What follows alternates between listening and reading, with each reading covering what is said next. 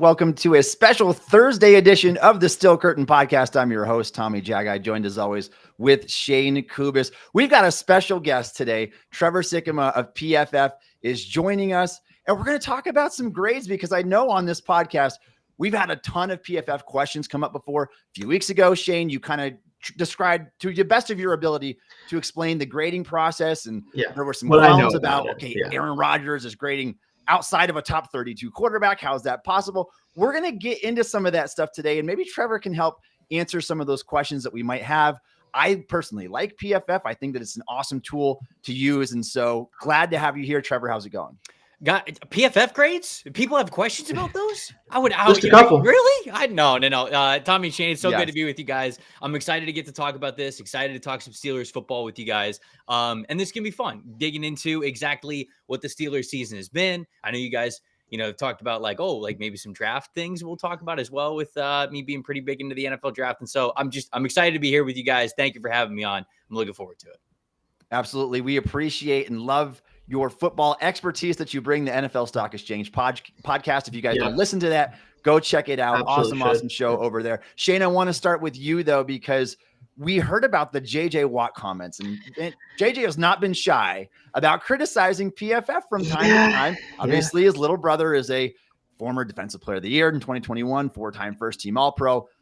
Doesn't always earn the best grades, and so he's been pretty vocal about that. But Shayne, go ahead and talk about JJ Watt's comments towards PFF, and then Trevor, if you want to clean up after that. Sure.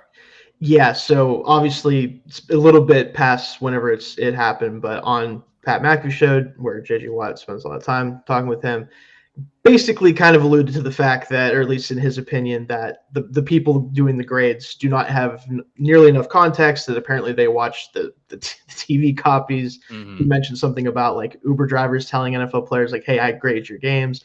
And like, obviously sounds a little ridiculous, at least to me. I'm sure even a lot of people who aren't the biggest fans of PFF also probably felt like that was a little bit ridiculous. Mm-hmm. But essentially it came down to him saying he likes a lot of the stuff you guys do, likes a lot of the tools, but you basically should stop putting out grades, which obviously not going to happen. But that was ultimately his kind of take on that there, Trevor. Yeah. And to be honest with you guys, I said this on Twitter.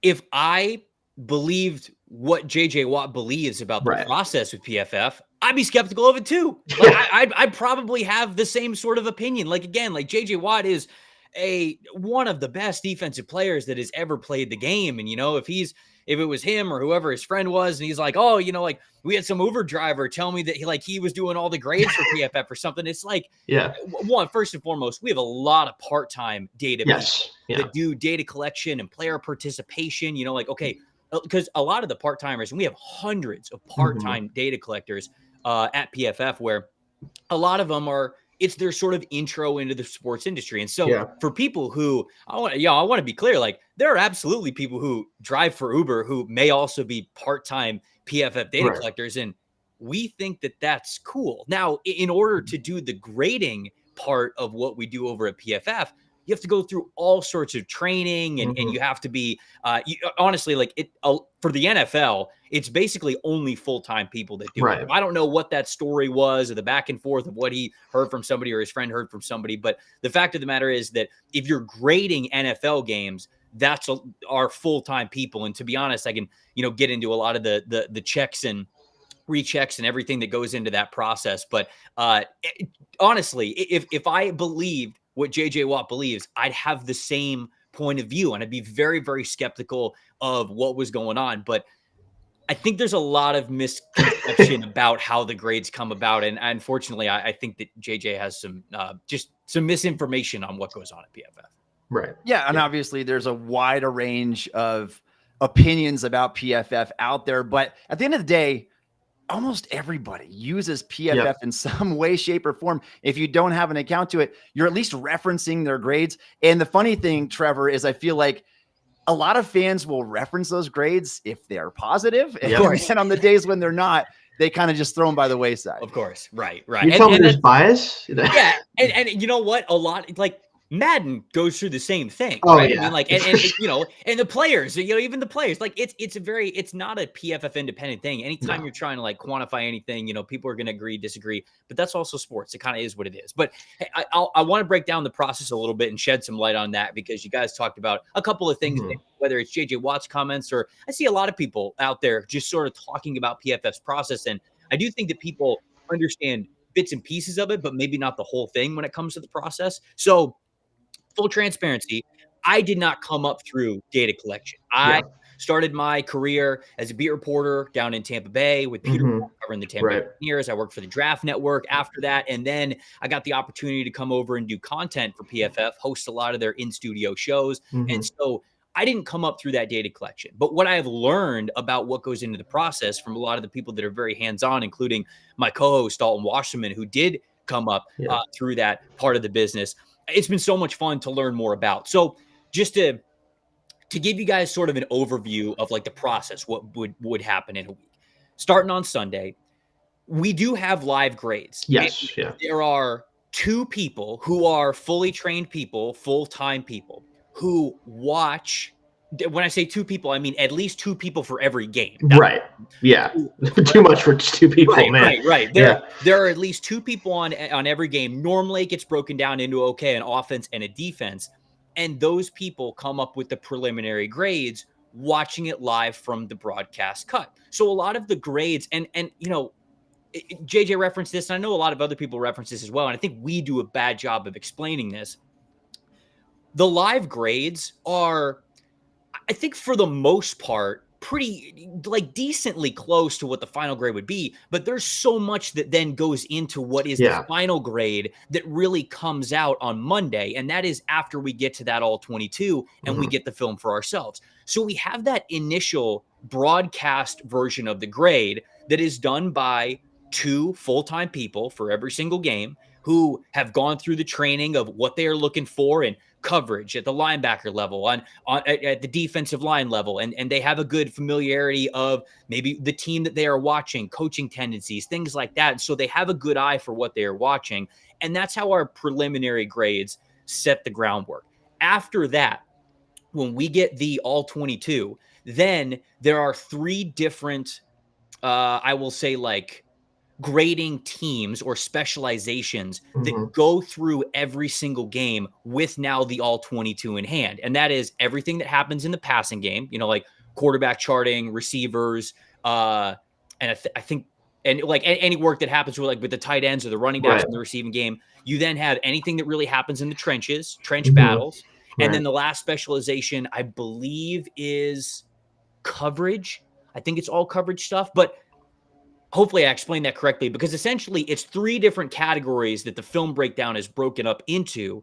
And all 3 of those categories cover everything that you want on the offensive and defensive side of the ball. So we have 2 different full-time people, one on each side of the ball, that lays the groundwork for the initial grades from the broadcast copy.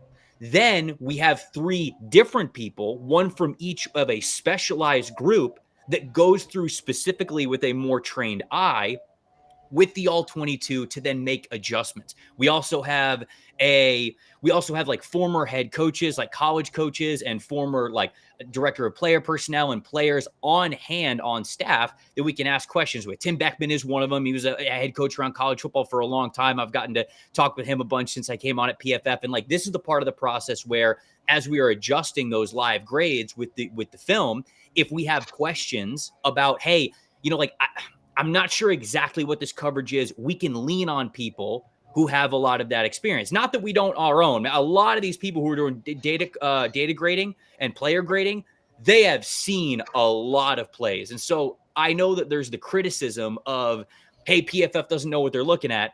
It's true. We're not in the headset, and we are fully transparent in that.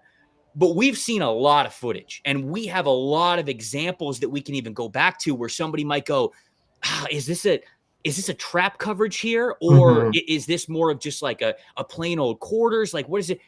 We can actually pull up plays immediately that are sort of teach tape on these and see and go like, no, okay, I think that this is more of what this coverage was. And so that's sort of the process of where then when we get our hands on the all 22, we've got 3 more people that are involved in doing that. And then after that whole process is combed through. So that's phase 1, that's phase 2. Phase 3 is more of the senior graders going through with a fine tooth comb, if you will, and sort of going, okay, this player had a good amount of like heavily weighted negative plays. Let's make sure that we're watching all of those plays to make sure they're the appropriate level, because this is also how the grading process works at PFF. It's not, when we're grading, it's not like a grader goes, hey, I'm going to give this play right here a 75.3. Right. Yeah. What this player is doing in the process that PFF was built on is a scale between -2 and 2. You start at 0. 0 is you doing your job at a fine level.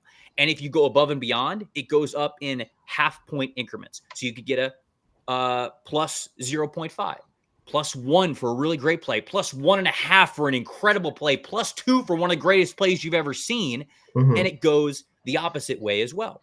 So those are the grades of how we are grading a player's execution on a play, which I think that is the important part as well. It's not always the result. And that's, I think, where a lot of the disconnect sometimes comes in with people with the sacks or the tackles for loss or the passing touchdowns. We are grading the execution of sort of what is being asked of you on this play. And so that is how we get to the incremental grading part of it.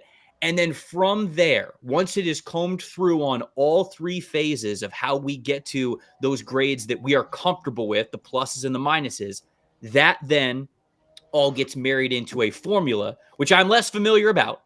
The formula that also takes into account not just the grades, but then we also fold in some of the data points and particularly the player participation. So we are able to marry what we believe a player did in their execution on a single play with who else was on the field where, what down and distance it was, what we actually think your execution should have been on this singular play. And we marry that all together, and it's a formula of, like weighted and adjusted. Okay, this means a little bit more here. Like a pass rusher, obviously, like if you're winning and you're beating your defender one-on-one and they're in a true pass set on 3rd and 7, like that is weighted a little bit higher in the formula because it's a point in the game where it's more important and it's more impactful.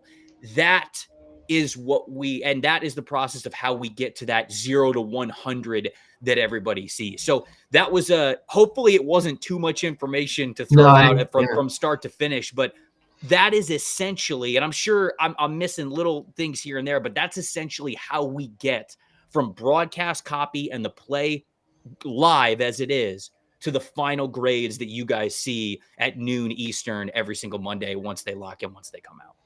Yeah, Trevor, that is such a good explanation of that. Shayne, you need to archive this, and then anytime anybody has a question about PFF grading, boom, there's Trevor. No, this is not arbitrary grading here. They're doing their homework. They're going through all the steps, and so these guys do really good work. Check that out. I want to kind of dive into a couple individual players here, if we could, Trevor, on the lines of the grading. And you don't have to get super detailed, but I just want to know your opinion overall. How's the season been for some of these guys? And we'll start with Aaron Rodgers, because up until Steelers' early week 5 bye, I want to say he was like the 34th or 36th graded quarterback in the league, considering there's only 32 teams, obviously. That did not sit very well with fans. Was it because what the execution he was asked to do was just pretty easy overall? Is that the result of the grade there? Yeah. So I can't remember exactly what his grade was at that point in time, but essentially the first 3 or so weeks of the season, when the Steelers were still winning games, I think that's often a disconnect, is like, when the team's winning but the players aren't grading super well. I think that's where fans, understandably so, I totally understand it, might be questioning sort of the process, and now we're getting to it. Difficulty, I think, is something that we take into account here, right? If you have a lot of sacks where you didn't really have to beat a defender, the offensive line just didn't really account for you the way they needed to, or maybe you're going up against an offensive lineman who, my goodness, horrendous technique there, ran right by him, didn't really do anything.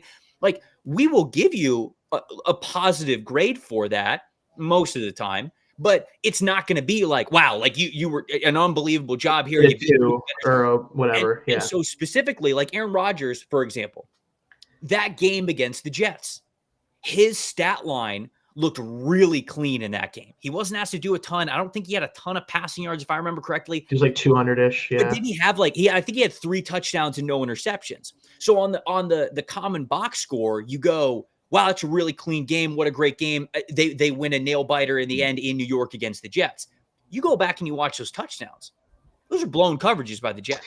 Yeah. I mean, those dudes are running wide open. And again, you don't want to take anything. I think this is also something that, again, us having conversations and being more transparent about it, I think will definitely help in this regard.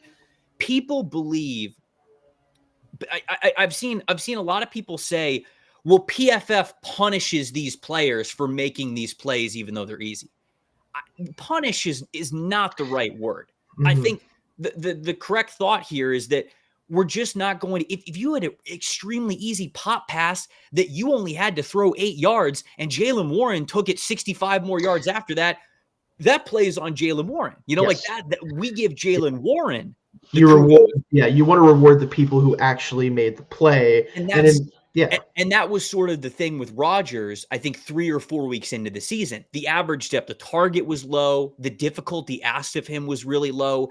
And his stats were pretty clean, but he just wasn't asked to do very much. Yeah. I would say that over the last 3 weeks, Rodgers has been excellent, and his passing grade has gone up because of that. I think it was in this last game against the Packers. I think he had like an 82.9 passing grade because he is attempting and going for more difficult passes that require more from him to either evaluate the defense, make a pinpoint accurate pass, the right timing, whatever it is. And that's what we've tried to take into account. So a slower start for Aaron Rodgers when it comes to degree of difficulty. But over the last couple of weeks, we've definitely given him his kudos in that regard because he has been challenged more and he has put more on his plate and he has executed that a little bit more. And I think that you see that in the grades as well.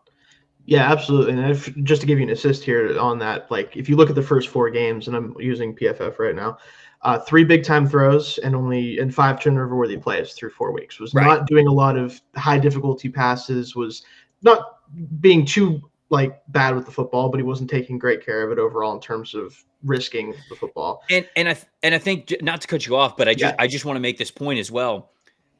I don't know if this is the case for Rodgers, but I think this is some things that people forget is if you have a fumble, like as a quarterback, like if you're loose with the football and you get hit from behind, you're hanging on from it too long, you're just very loose from it, you don't have it tucked, whatever, and you fumble the football, even if you jump back on it, we are still recognizing that as you were not careful with the football. Right. And that's a play that you can look at in the totality of the game and say, well, they got away with one there. And the whole point of Pro Football Focus and what we do is that we remember every single play. And so if it's a fumble where he gets hit from behind, but it's sort of his fault for fumbling the football, we're still going to say hey, we don't just get to absolve you of the blame just because the ball happened to bounce right back up at you and you happen to recover it.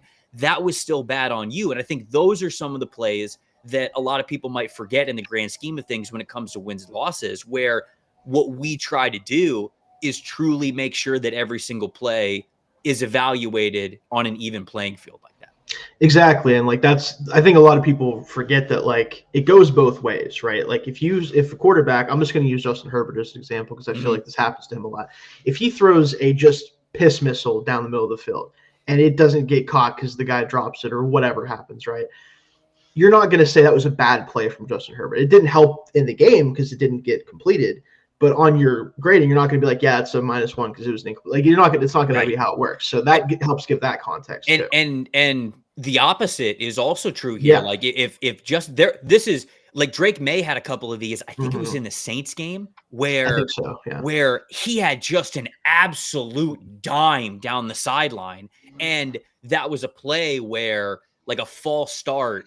A false start, took it away or whatever, but we grade every single play. So there are sometimes filters that we can use on our end. I can't remember how much of this is flexible with premium stats, but where we can filter no plays, like Right. plays that didn't end up counting for whatever reason for penalties.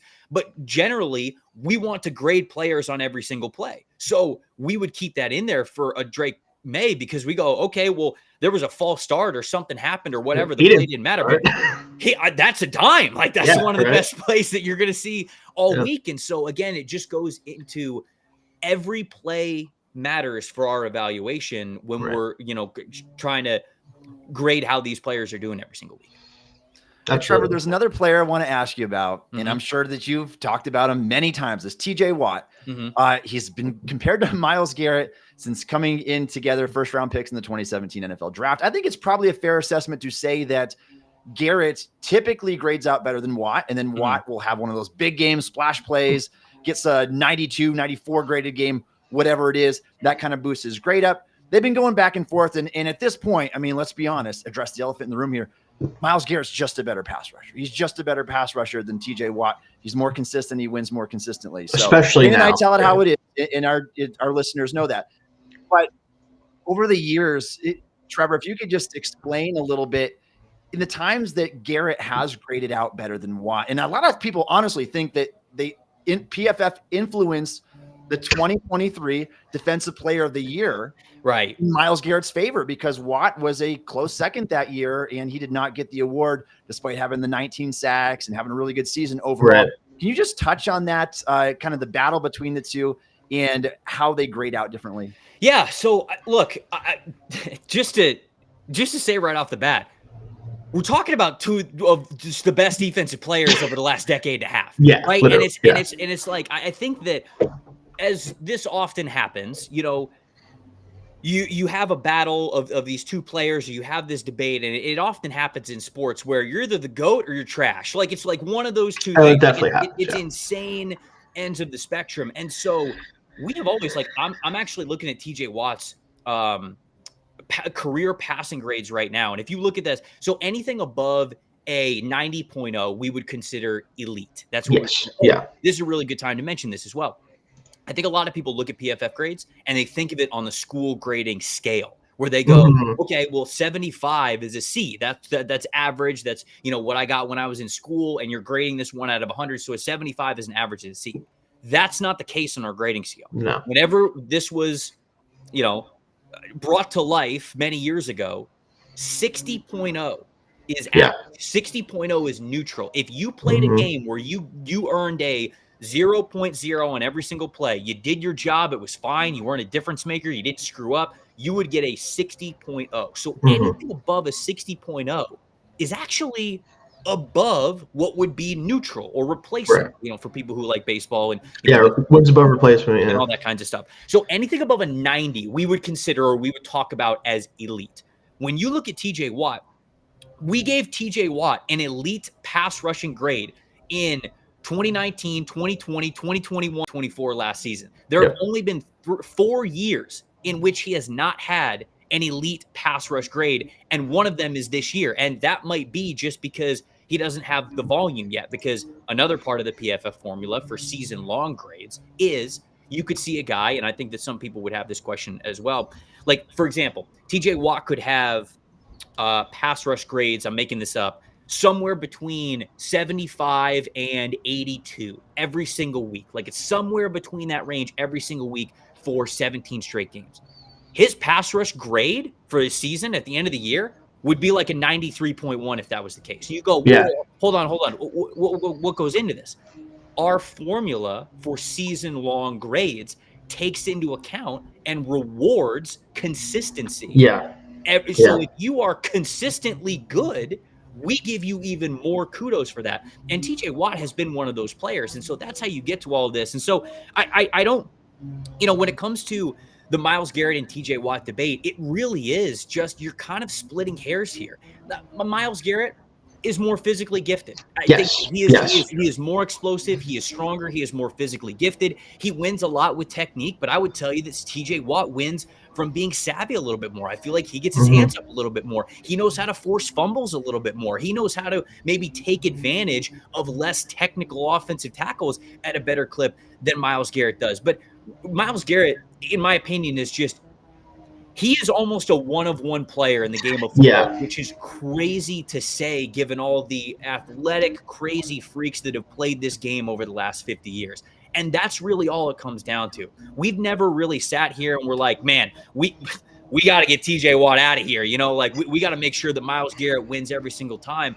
And that's never been our like MO. It's not our agenda. I promise you guys, we don't have that. We recognize TJ Watt for being as incredible as he is. And I think that he is one of the most savvy, smart edge rushers in the NFL. And I genuinely believe that his grades reflect that. I think that a lot of the, what year was that for the 2023, I think, right? Yeah. Because he had how many sacks that year? I think it was 19 in the box score. You guys have him at 20, I believe, in your system. So it was one of those things where I don't remember off the top of my head, but if we went back and we looked at all 20 of those sacks, I wonder if maybe there's 5 or 6 that you go, he didn't really have to do a lot to get there for that. Yeah.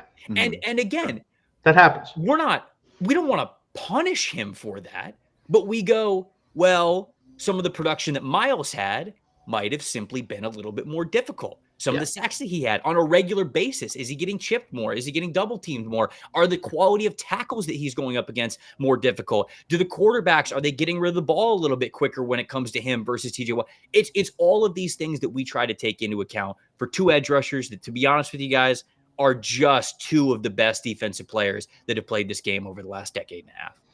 Absolutely. Yeah. And I wanted to mention too real quick. Go ahead, Shayne. Yeah, Tommy.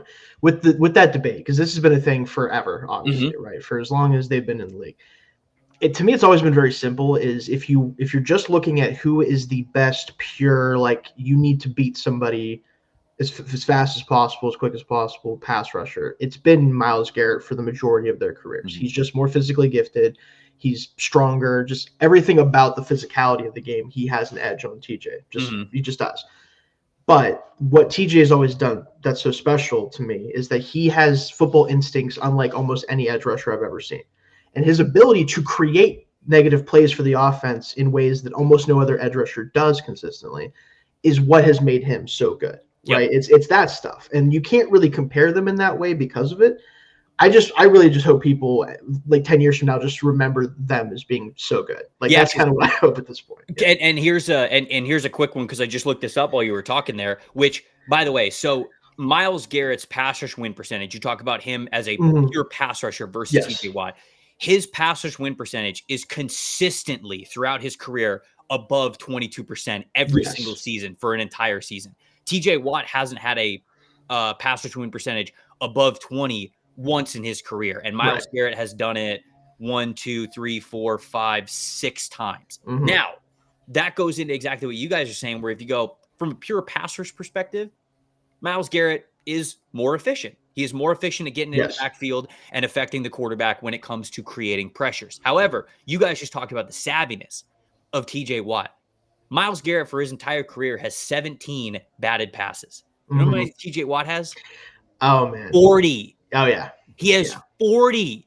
I think 8 or 9 picks too. Like it's one of those things where it's just you talked about how smart this guy is, and we try to still reward that. Honestly, when we go through all this, like it's not like pass rushing is the only thing that matters for defensive ends. The reason why the run defense grade is so high for TJ Watt, the pass rush grade in and of itself is so high, is because he's affecting the game here and there. When it comes to who gets pressure on a more regular basis, it's Myles Garrett. But that doesn't take away anything from how TJ Watt has affected the game throughout his career. Yeah.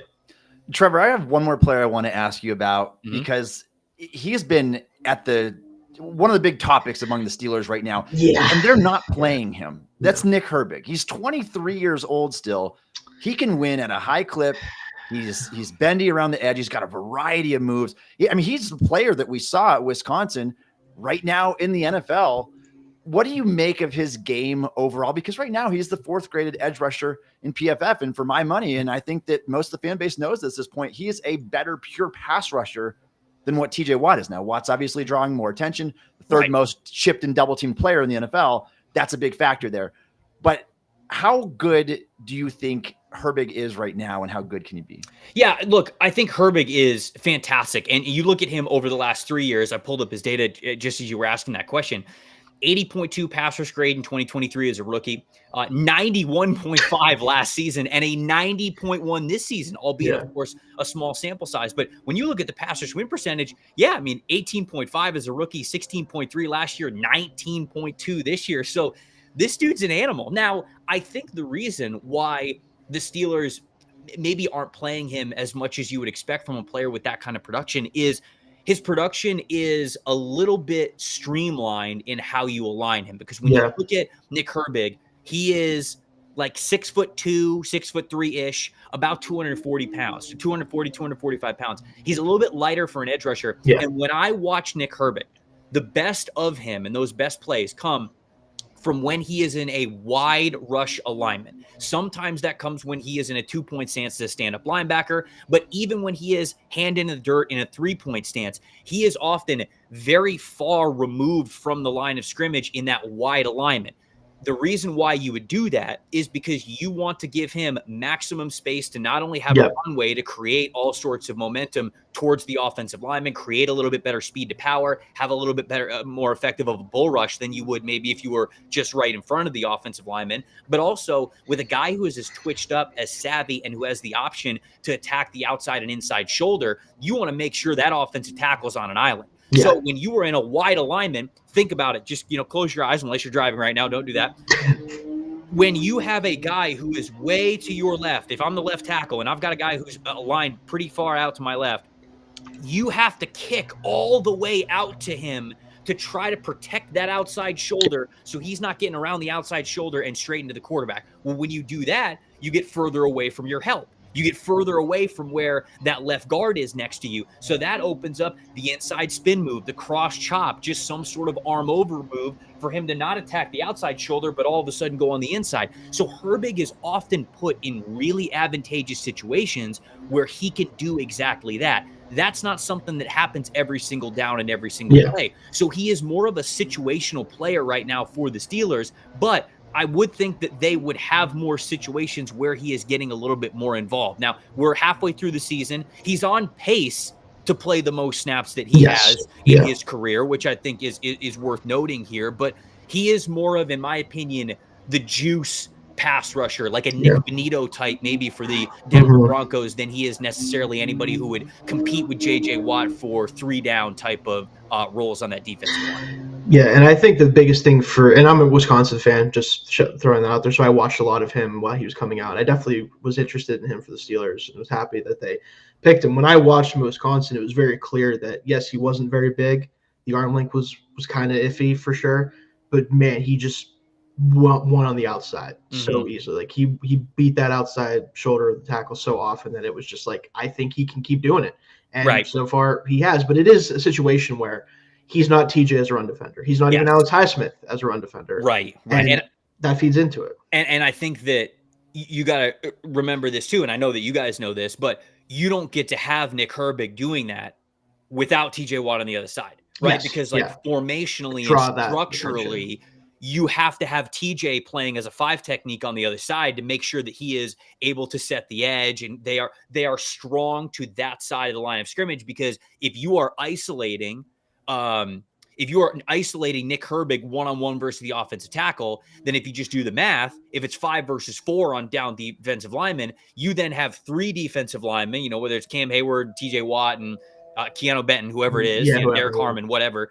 You have those 3 guys against 4 offensive linemen. So a couple of them have to, win their one-on-ones if there's a one-on-one in there, but the other ones have to handle maybe an extra offensive lineman and still be able to be effective and hold the line of scrimmage and maybe even get in the backfield. So it's a little bit of that chess match and that mathematical equation where you don't get the Nick Herbig without what TJ is able to do. And honestly, what Cam Hayward is able to do at his age, which is just insane what he is able to do on that defensive line.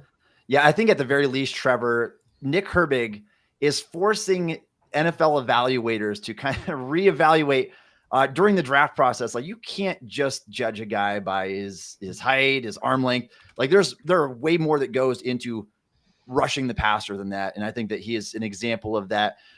Shayne, any more PFF related questions you want to get to? Because I definitely want to ask Trevor about some draft stuff. Yeah, just real quickly, this can be a quick thing for Trevor, because I'm sure you kind of have a thought on this, I'm sure.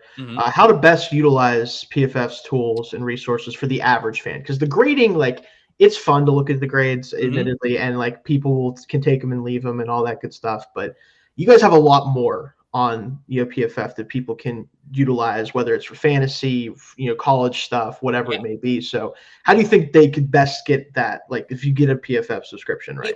It really is just wrapping it all into one. And I know the word grade makes it feel like, and I don't know if there's a better word for it, but I think the word grade, when you think of it, it makes you feel like, okay, this is what PFF thinks of this player in its entirety. Like, this is the one number wrapped into one. And to be honest with you, we've had a lot of conversations even over the last 2 weeks of the right ways to portray that, because of things that JJ Watt said, and just in general the way that people talk about PFF, which we would like to be a lot more transparent about. That's why I love getting to come on this show and get to talk with you guys, and I'm appreciative of you wanting to have this conversation. Grades make it seem like it's a final product, and it's not. It's a piece of the puzzle. Football evaluation is always at its best when you are marrying data and numbers with nuance. And I think that really is what the grades are. That is an evaluation of the nuance of the game, where we are watching the film and we are looking at how a player is executing their role on a play to the best of our abilities to understand what that would be. And I think that we get that right most of the time. Now, every single time, of course not. We'll never tell you that we're a perfect system, but I do think we've got a lot of guys that have been doing this a long time. We've got former coaches and players that are in that see our system. There's some on full-time staff that we get to reference all the time on a weekly basis. And so when you look at the grades, I think you should look at those as just that. This is a measure. This is a nuanced measurement of the execution of what they were asked to do in this game. And then from there, you use that as a little bit of a puzzle piece to sort of look at the rest. Hey, they have any missed tackles in this game? Hey, how many times did they get pressure in this one? What was their drop rate? How often were they targeted? What was their threat percentage here? What was the pressure to sack ratio of this quarterback, right? Like, that's the best way to use PFF. And I think that's also something that I hope that people will embrace. And I know a lot of people out there do embrace, but really a PFF Plus subscription is so much more than just the grades. We really want you guys to utilize all of it. And I think that going back to just the grade and the tape evaluation, some people will look at that and say, well, it's subjective. And they say subjectivity as if it's sort of like a, haha, I got you. See, like this isn't good because it's subjective. And I actually think that we're not really running away or shying away from the subjectivity, but the word I would rather use is nuance. And I think that that's more of what it is. Yes, subjectivity is sort of that, but what we're really trying to do with grades and film analysis is to provide people a knowledgeable assessment with nuance involved in how we believe a player executed their role on a play-by-play basis, that you then get to say, okay, well, for example, like, I know this is a hot button topic, like with Geno Smith's grade and Justin Fields' grade, because of the really low volume that those guys had. And I actually think that it's a great conversation. It's one that we're having on the back end of like, hey, is there something that we could sort of tweak into the process a little bit here to maybe represent this a little bit more? But that's sort of, again, like a testament to, we are sort of grading the execution of what is happening here. And there are a lot of things that are a little bit outside of the control of maybe painting the whole picture that grades can't do, but data can. And I think that's the part that's like, okay, well, when you look at Justin Fields' passing grade a couple of weeks ago, where he was so scared to pass the football that they wouldn't even win the game. It's like, from a football perspective, I think everybody sees that. And I think that people maybe looked at PFF grades and they were like, well, see, PFF said that he was good and he wasn't good. And it's like, no. These are the grades of what he was sort of asked to do, and then sort of what he did, and was he able to do it well? He wasn't able to ask to do it a lot. But if you were to look at Justin Fields' PFF grades and go, okay, he was doing, at least doing what he was asked to do is a little bit tricky, because then you get into like can you ding a player for doing something that they didn't do? And that's a really big gray area. But when Justin Fields was releasing the football, it wasn't the worst thing in the world. He just didn't do it a lot, and he was playing too scared. That's the problem. Yeah. But you can take the grade and go, all right, well, he executed decently well in this game. And then you go to the data and you go, wait a second. He only threw it, I don't remember what it is, I'm making this up, 8 times. And the average depth of target was like 6 yards. And that paints the whole picture of, oh, Justin Fields didn't do enough to win this game. And that's where I think some of the disconnect is that people look at our grades and they say, like, this is what you think of a player 100%. And it really is, it's a piece of the puzzle that you sort of have to, when you have all of the data and then the nuance of the film and everything, that, in our opinion, paints the clearest picture of what was the outcome of a game for a certain player. Yeah, absolutely. Perfect explanation, Trevor. And I think the evaluation process is like a pie chart, and use PFF as a slice of the pie. You don't have to use it as everything, but use 100%. It because it's there for your benefit. Absolutely. Trevor, I want to talk about Steelers draft here and just the state of the team overall right now, because you are the lead draft analyst at PFF. I think you do a great job with your content over there, always checking out those draft boards. Marcus Mosher uses your draft board and his consensus draft board, which I reference in a lot with my articles, because I think it's good to see all the different range of opinions out there. But I want to talk to you about this team specifically, their draft needs. And looking at the Steelers before the start of the season, Trevor, it's like, okay, this team needs a quarterback. Obviously, Aaron Rodgers turns 42 years old in December. They don't have an answer. They have not taken that big swing yet with the new front office of Omar Khan and Andy Weidel. That's going to be the case. Well, all of a sudden, the cornerbacks are reek on this team. You might be able to use a wide receiver. There's been questions about Broderick Jones. Like, there's no shortage of needs for the Steelers. Obviously, the big glaring one is quarterback. Eventually, you have to fix the quarterback position. But what are your thoughts overall on the team right now? How do you view the biggest needs on the Steelers? Yeah, I mean, you mentioned a good amount of them, right? I mean, like corner, I think you have to look at long-term answers at corner. Joey Porter Jr., who I know you drafted to be a potential CB1 for you, has been a lot more up and down than I think fans would like at this point in his career. So now you sort of have to, they'll probably go into this offseason. And will this upcoming year, is this year 2 of him? Or I think this will be year 4 next year. Yeah. So it is. Okay. So it's year 4 or it's year 3 for him next year. It'll be year 4 for him the year after. So that really becomes hard look in the mirror time, where you go, okay, we have this guy for 1 more year on this rookie contract. And after that, we've got to make a decision here, really, of whether we want to sign him long-term or not. I think that if you came to the conclusion that you would want to sign him long-term, I think at this point, you're basically doing it as a CB2.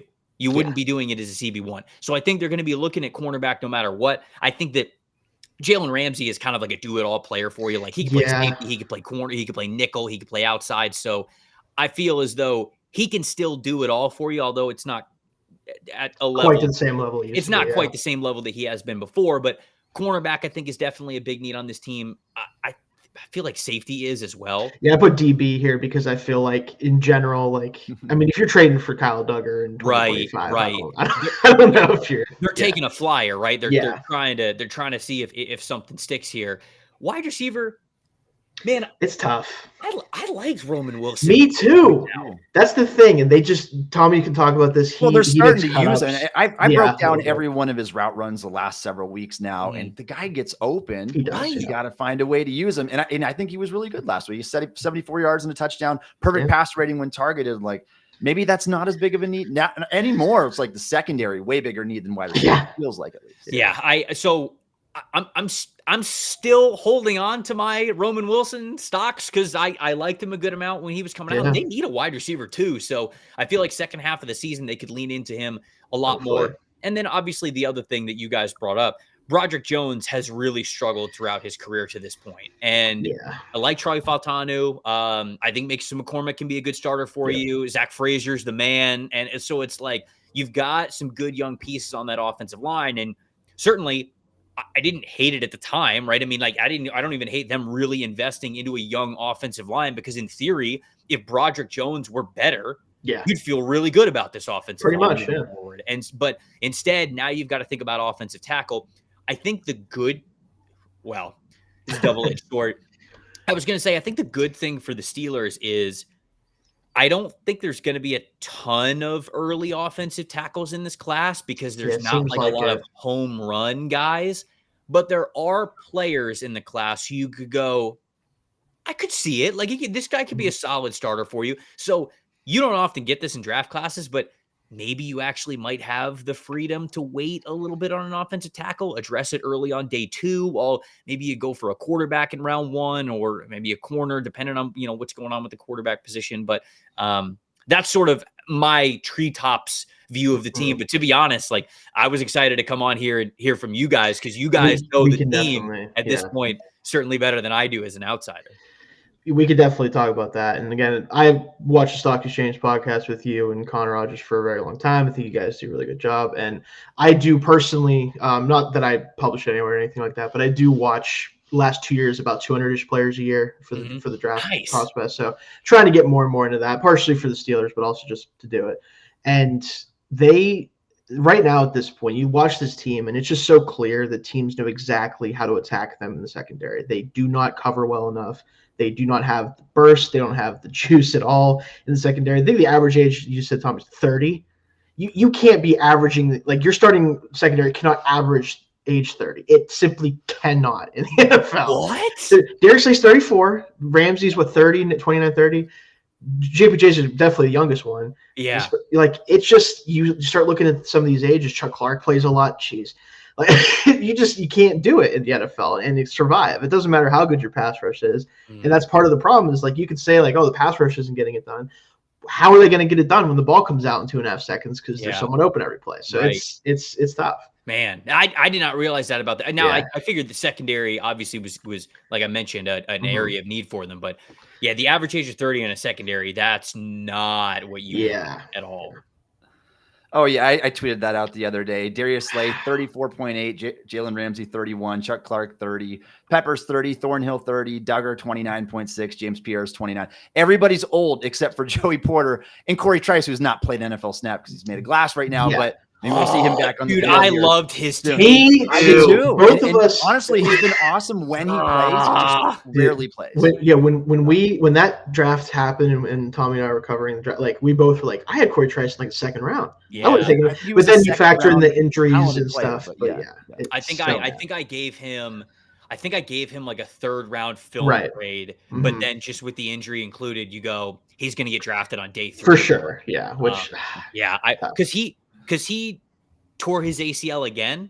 His rookie season. As a rookie, and then he tore his hamstring last year and missed a good chunk of the season. And he had a hamstring that has forced him to not even play a snap yet this year. So what a bummer. Rough injury. Tough when that happens. Secondary. Trevor, I want to ask you about the quarterbacks for sure, because this is the topic fans want to hear about. I mean, we all get excited. I loathed Kenny Pickett as a prospect. I was not a big fan of the 2022 quarterback class in general. Was abysmal. I went on record in 2018 saying Lamar Jackson would be my pick right here on the clock for the Pittsburgh Steelers. Yep. And then 2 years later, I'm like, all right, I'm taking Jalen Hurts. They went with Chase Claypool. It's like they've had opportunities along the way to do that with an aging, declining Ben Roethlisberger. And they chose not to. And here we are right now. No franchise quarterback to be found. No respectable quarterback play in years, really, outside of what Aaron Rodgers has brought to the table this season as a 41-year-old. But I look at some of the guys in this class, and man, I was pretty optimistic, at least starting off. And it's kind of been a roller coaster ride. Like everybody's like, oh, Arch Manning, and then that really dies off fast. Garrett Nussmeier. I mean, Fernando Mendoza, I'm like, oh, please do just good enough so that you can be within Pittsburgh's range. And now it's like, too late. Dante Moore, same thing. And then you kind of get down to the other guys. John Mateer. Is Lenoris Sellers going to go back to school again? Like, it's a really questionable class because some of these guys, they can opt for that extra year of eligibility. Obviously, we know the NIL stuff, how that works now. You can go and make money just going back and playing against college kids. So kind of tell me, Trevor, like, what is your overall scope of the quarterback class, the 2026 quarterback class right now? Who do you think are the best players and who do you think could potentially be in Pittsburgh's range as that like third or fourth option there. Yeah, I mean, it's very interesting because it's not the quarterback class that we thought that it was going to be, right? I think that people, when we were doing our way too early mocks in the summer before college football started, it was Arch Manning at number 1 overall, Lenora Sellers not too far behind him, Garrett Nussmeier in that conversation for potentially in the top 10. And I would tell you, Drew Aller maybe is like a first round flyer because he had some good moments last year. I know it didn't end particularly well, but at least he looked like the best version of himself. So I think that those, Cade Klubnik as well, like was in that conversation. I liked him last year. And I think when you look at those players, Arch Manning's going back. For sure. I'd tell you Lenore Sellers is going back. Should. Garrett Nussmeier can't, so he will be in this class. We'll see what happens. Drew Aller can't, and he will be in this class, but my goodness, he is not a first-round pick. No. And Cade Klubnik, I think, has to be in this class as well. I don't think he has any more eligibility. I don't think so. I mean, like, I'm going to be honest, like, Klubnik and Aller are day 3 quarterbacks for me at this point. Yeah. For So sure. you look at, so it's different. It's different names. And I think that some people get a little bit spooked from this quarterback class because it's different names. It's not the names that we expected. Mendoza, I think, he's going to be a good NFL quarterback. Now, is he going to be a top 10 NFL quarterback? I don't know about that, but I think he's got the arm talent and he understands offenses well enough to be a starting caliber NFL quarterback that you can win games with. I think the same thing with Ty Simpson. And I like Ty Simpson a good amount from Alabama. I think he's in that conversation as at this point, a top half of the first round type of a pick. Dante Moore, it's his first year starting. I think he should go back, honestly. I think so. That's really where I think the conversation is like, I think Mendoza is going to be in this class. I think Ty Simpson's going to be in this class just for how well he is playing. Kind of, and he's 22, I think, already. Like he's probably ready to. Both those guys are redshirt juniors, so they're in this class. And Garrett Nussmeier has to be in this class. But other than that, I think Dante Moore. Well, who knows? But we'll see. Yeah, I'd lean that Dante Moore goes back, Arch Manning goes back, Lenora Sellers goes back, Sam Levitt goes back, John Mateer goes back, Jade Mayava from USC, maybe. It's tough with him too because he's played really well, but like, I wonder, does he think he can really boost his stock by doing it another year, or does he want to take advantage of that? If he's losing both Mekhi Lemon and Jacoby Lane, that's tough too. Yeah. I think he'd probably go. So he's an interesting one. Yeah. Brennan Sorsby from Cincinnati's an interesting one. Although I'm not in on the first round talk with Sorsby yet. No, but at least he's got the arm talent that you go, okay, maybe something there. Klubnik's got to be in this class. Drew Hour's got to be in this class. Carson Beck's got to be in this class. I think both those guys, or all 3 of those guys, are day Carson 3. Beck, man. Trinidad Chambliss is fun. He's very fun. He's also 5'11". So he is also 5'11", but he is fun. He's very fun. I don't think he's going in the first round or anything, but he is, of any of those like mid-round quarterbacks, I would take him at this point. He's the one that the fan bases are going to be like pounding the table for him to play when the starter's not that good and he gets drafted like the 3rd round. But at least with him, really great. Now, he struggled against Georgia because Georgia played a lot of press man and he was kind of uncomfortable just challenging those tighter windows in coverage. Not that he hasn't been throughout the season. He's been willing to, but Georgia did a lot and he was a little spooked at that. But man, against zone, great at reading zone. I think he's got an NFL arm, despite. I do too, actually, from what I've seen of him. He's got some juice and he's got some decent mobility to him. Plays with a ton of moxie. Pretty good passing grade when it comes to the 4th quarter, 3rd downs, things like that. So he's at least one that I think is going to be in this class because he has to be, because I think he's like 23, 24. Oh, I think he's like been in there a while. He at least intrigues me more than Cade Klubnik. Drew Aller, Carson Beck, who I think that we just know who they are. Yeah, for sure. I will say I have a really bad feeling, and I think I may have mentioned this to you, Tommy. I just have this really like pit in my stomach that they're gonna look at Drew Aller and just be like, we can make this work and take him in like the 2nd round or something. I'm like, oh my God, guys, we can't. As someone who covered Penn State last year, and I cannot watch that man play football for my team. I can't do it, but I can just picture it, unfortunately. He still needs more consistency for sure. He does, yeah. Absolutely. Trevor, I want to ask you, like, what goes into your quarterback evaluation process? Like me personally, I will get burned by the Anthony Richardsons of the world every time. Like, I'm a sucker for talent. We saw it work out in the 1-of-1 situation with Josh Allen. And since then, it's like, man, if you can get a guy like that, and it's so hard to do, you Mhm. will be competitive every single year. And that's why I just question, and we had these conversations on this show before. Should you pay a Brock Purdy, a Tua Tagovailoa? Like, you're going to get stuck with a mid-level quarterback. I don't want to be in Right. purgatory. We watched what it did to the Bengals with Andy Dalton for all those years, and it wasn't that he was bad. He just wasn't good enough to get them over the hump. The old Andy And Dalton Roethlisberger, not line. that way. He was very polarizing the other way, where it's like, I'm going to go out and win you games because I'm going to shed 3 tackles and throw the ball down the field. And Right. obviously didn't do it as much in his later days, but I want that type of quarterback as my preference. Is there a guy that stands out to you? But what is your evaluation? Like, do you view it differently? Do you shoot for the stars in your evaluation process? So quarterback is so difficult, right? Oh, Because I dude, mean, like listen. you could, I mean, for goodness sake, like we're having the debate if Trevor Lawrence is even an NFL starting quarterback. Oh, man. Right? And it's Every like, time I watch him, I question it more. right, and it's like, if that guy didn't work out, what are we doing here? Yeah. You know, Yeah. so it's almost like it's quarterback evaluation. There's just so many components of it working out, and so there's just so much that goes into it. But I still do love evaluating the position. It is still a lot of fun.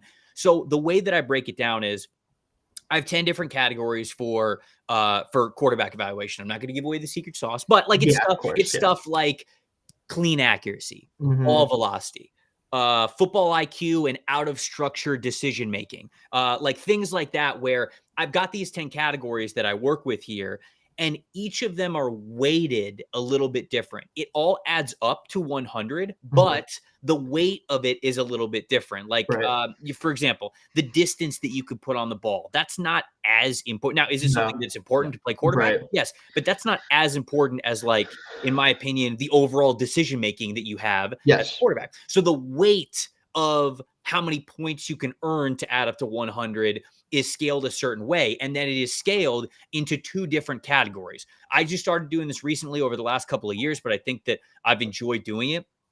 I have pocket quarterback and I have dual threat quarterback now. Yeah. Because, and the whole reason why is not because I'm trying to pigeonhole you into one thing, because often in the NFL, you have to have some sort of escapability. Like, for example, with this, for a dual threat quarterback, mobility has a bigger piece to the pie. Yes. Mobility is still a category that I have for pocket quarterbacks. It's just a little bit less. And the whole reason why I do it like that is because I want to give prospects the freedom to show me who you are at your best. Right. I don't want to just have a cookie cutter formula to say you have to be this kind of quarterback or you're not going to be good in the NFL, because it just doesn't work like that. So I try to give it a little bit of wiggle room and customization. Now, there's a floor that you got to hit, which is why I sort of have the formula and the ranges of, like, okay, this is a 6th round pick, this is a 3rd round pick on film, based on those types of things. But I try scouting. The very first thing that I was taught about scouting is all about what you can do. That is what scouting is. Tell me what a player can do. When it comes to what he can't do, we'll talk about that later, and we'll talk about whether there's potential to get better, whether it's athletic limitations, whether it's technique and you have to get better at it here. But tell me what this player can do, how they win, and is that method of how they win valuable or scarce at the pro level?